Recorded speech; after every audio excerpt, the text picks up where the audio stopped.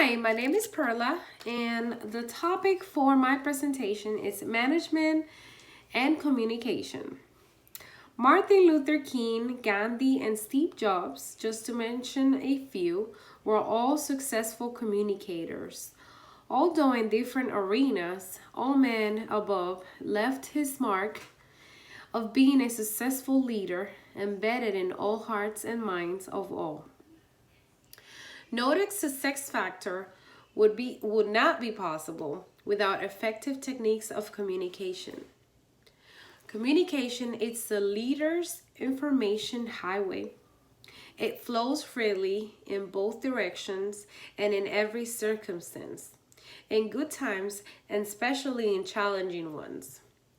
This presentation will discuss an important topic in relation to management, and that is communication. Something everyone does on a daily basis in a number of ways, whether it's verbal or written.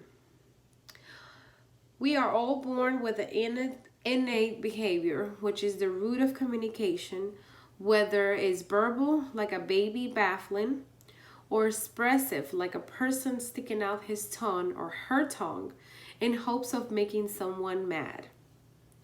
Such cues and gestures could be put into a number of contexts. However, the overall generalization here is communication. Ever heard the expression leaders lead by an example? Well, a leader or a manager has to master the essence of communicating effectively. Steve Jobs didn't run a successful company without communicating effectively with all parties involved. And Martin Luther King wouldn't have a successful rally if he didn't communicate well and resonate with others. So, in other words, it's not just about communication. The receiver also has to understand the message that you're trying to convey. One will say that without communication, there is no management. Ethical and multicultural issues surface, and people has to also take in consideration diversity, interpersonal communication, globalization, and group dynamics. Communication in relationship to an organization involves the creation and the transference of information while working with a diverse group of people. A manager has to make sound decisions. In addition, it has to be able to effectively communicate, even with dealing with complicated issues and circumstances that change on a daily basis. Managers operate in two organizational environments, internal and external, both made up of stakeholders, the people whose interests are affected by the organization. The internal level of communication, referencing management, involves owners and employees. Let's talk about tone. In the internal circle of managing, something that could impact outcomes, management can use different tactics to get work done. Coercion, bullying, or having a negative energy will work short term for leaders who depend on such tactics to manage, but eventually it will lead to dysfunction. A managers need the fundamental leadership skills to enhance communication, which in return will lead to an effective functioning team. A nasty tone of voice could scare an employee, but later, after festering, it can create a negative atmosphere. For example, get your work done doesn't make a person want to work because of how the sentence was said. However, please get your work done sounds much better and will make a person want to do the job without having any negative impact. So it's not always how you say it. You also have to think about what you say. Obviously, the way you use your face or the manners that people have could also affect what you're saying. Okay, so this leads to the magic word, influence, along with goals, which goes hand in hand when managing.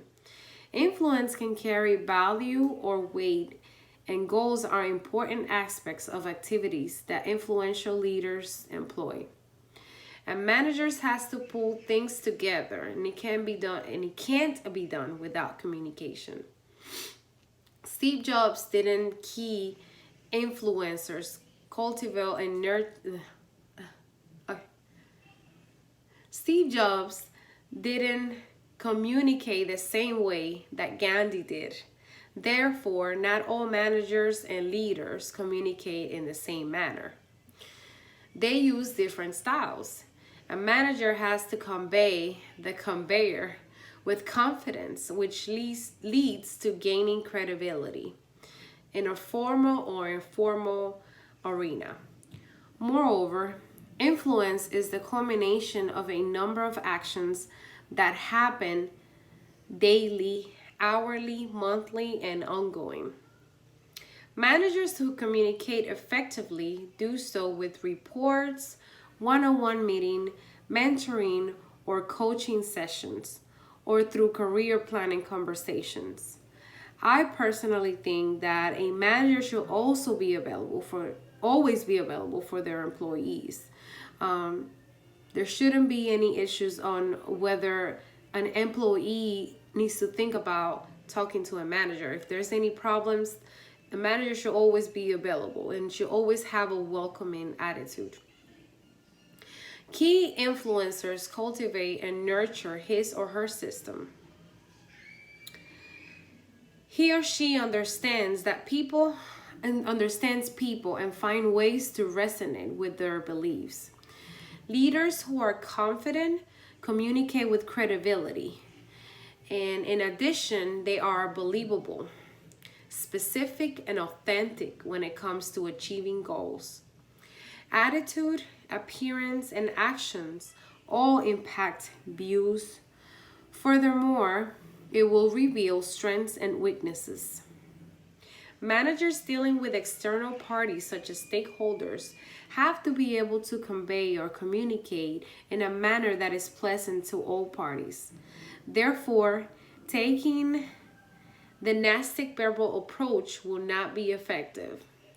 Great leaders understand the generally of tone, verbal or written cues, credibility, and also have an idea or image of what they wish to blueprint.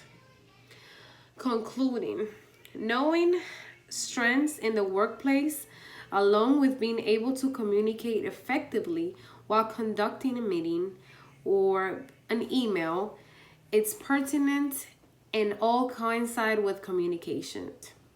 Moreover, the two organizational environments, internal and external, will not survive without communication. Again, leaders lead by example, and that's done via actions, verbal and nonverbal cues. Thank you.